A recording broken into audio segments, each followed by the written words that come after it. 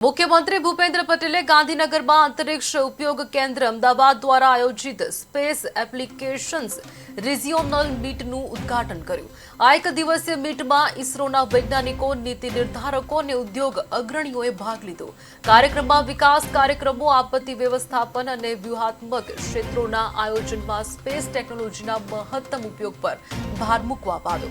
વડાપ્રધાન નરેન્દ્ર મોદીના વિઝન અનુરૂપ પ્રશાસનની કાર્યદક્ષતા વધારવા માટે સ્પેસ आधारित टेक्नोलॉजीનો વ્યાપક ઉપયોગ કરવામાં આવશે। ટકાઉ વિકાસ માટે કૃષિ, આપત્તિ વ્યવસ્થાપન અને શહેરી આયોજનમાં સેટેલાઇટ ટેકનોલોજીના ઉપયોગ અંગે સામૂહિક મંથન કરવામાં આવ્યું। ભારતીય અંતરિક્ષ નીતિ 2023ના અમલીકરણને ધ્યાનમાં રાખીને વિવિધ ક્ષેત્રોમાં સ્પેસ ટેકનોલોજીના ઉપયોગનું પુનઃમૂલ્યાંકન કરવામાં આવશે। કાર્યક્રમમાં અંતરિક્ષ ઉપયોગ કેન્દ્ર અમદાવાદના નિયામક નિલેશ દેસાઈ, રાજ્ય સરકારના સાયન્સ ટેકનોલોજી વિભાગના અગ્ર સચિવ મોના ખંધાર અને ઇસરો સ્પેસ એપ્લિકેશન સેન્ટરના વૈજ્ઞાનિકો ખાસ ઉપસ્થિત રહ્યા હતા।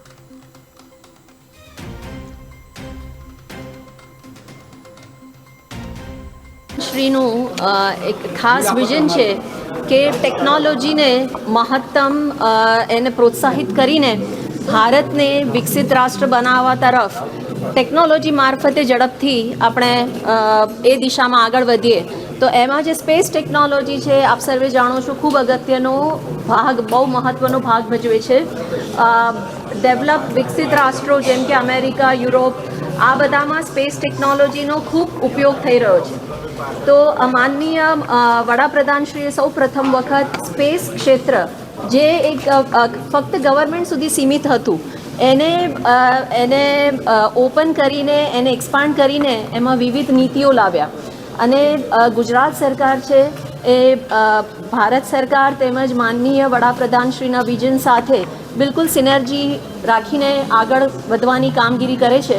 અને આપણે કહીએ પણ છીએ કે વિકસિત ગુજરાત થકી વિકસિત ભારત। તેથી માન્ય મુખ્યમંત્રીશ્રીની આગેવાની અંતર્ગત ગુજરાત રાજ્ય એ ભારતમાં સૌથી પ્રથમ રાજ્ય છે કે જેણે સ્પેસ ટેકને પ્રોત્સાહિત કરવા માટેની નીતિ જાહેર કરેલી છે। અને આ નીતિ ખૂબ ઉદાર છે। એમાં ખાસ કરીને આપણે સર્વે જાણીએ છીએ કે ગુજરાતને લેટ ડૉક્ટર વિક્રમ સારાભાઈની લીગસી મળેલી છે કે જે ભારતના સ્પેસ પ્રોગ્રામના જનક છે। આપણે ત્યાં સ્પેસ એપ્લિકેશન સેન્ટર પણ છે કે જેનાથી આપણે એક વિશિષ્ટ ઇકોસિસ્ટમ તૈયાર થયેલી છે। અને ગુજરાતમાં ખાસ કરીને મેન્યુફેક્ચરિંગ, એમાં પણ પેલોડ અને સેટેલાઇટ સંબંધી મેન્યુફેક્ચરિંગ તેમજ ગ્રાઉન્ડ કોમ્યુનિકેશનનું એપ્લિકેશન, આમાં ગુજરાતને એક વિશેષ તક છે। એમાં આપણને કોમ્પિટિટિવ એડવાન્ટેજ છે। એની સાથે એક બહુ જ અમે જ્યારે બધા નિષ્ણાતો સાથે ચર્ચા કરતા હતા તો એક બીજી બહુ અગત્યની માહિતી આપણને મળી કે ગુજરાતમાં સૌરાષ્ટ્ર રિજિયનમાં અમુક વિસ્તાર એવા છે કે જે લોન્ચ પેડ માટે ખૂબ સારું એનું પોટેન્શિયલ છે અને સીધું સાઉથ પોલ સાથે વિધાઉટ એની ઓબ્સ્ટ્રક્શન સીધું એમાં પર લોન્ચ થઈ શકે છે। તો અત્યાર સુધી ભારતના ઈસ્ટ કોસ્ટ ઉપર મોસ્ટલી લોન્ચ પેડ્સ બનેલા છે। વેસ્ટ કોસ્ટ ઉપર આવું આપણને એક લોકેશન મળ્યું અને ગુજરાત માટે ગૌરવની વાત છે। આની સાથે જ ગુજરાત રાજ્યએ ફક્ત પોલિસી સુધી સીમિત નહીં રહેતા ખોરજ જીઆઈડીસીના વિસ્તારને પણ સ્પેસ માટે એના માટે ઇયરમાર્ક કરેલો છે, શોર્ટલિસ્ટ કરેલું છે। અને ત્યાં આગળ આપણે ઇનસ્પેસ અગેન જે ભારત સરકારની ડિપાર્ટમેન્ટ ઓફ સ્પેસની એક એજન્સી છે કે જે ખાનગી ક્ષેત્રને આ ક્ષેત્રમાં આવવા માટે પ્રોત્સાહિત કરે છે। એમને જરૂરી ઇસરો પાસે જે વિશાળ ડેટાનો ભંડાર છે એને ઉપલબ્ધ કરાવશે, એને આગળ એને પ્રોત્સાહિત કરશે, એની યોજનાઓ અમલમાં મૂકશે અને એનું રેગ્યુલેશન પણ કરશે। તો આપણા સારા નસીબે એનું હેડક્વાર્ટર પણ ગુજરાતમાં છે અને એની સાથે અમારું વિભાગ department of science and technology બહુ જ ક્લોઝલી કામ કરી રહ્યું છે।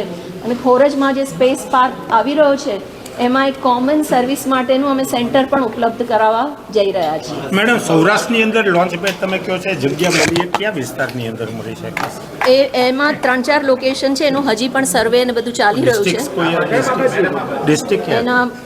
એનો હજી સર્વે ચાલી રહ્યો છે અને એ હજી એમાં થોડું વધારે વિગતથી આપણે એમાં સર્વે કરવાનું અત્યારે કામગીરી ચાલી રહી છે। ખાનગી ક્ષેત્રની કંપનીઓ કરી રહી છે અને એની વિશેષ માહિતી જેમ જેમ ઉપલબ્ધ થશે એમ અમે આપને આપીશું।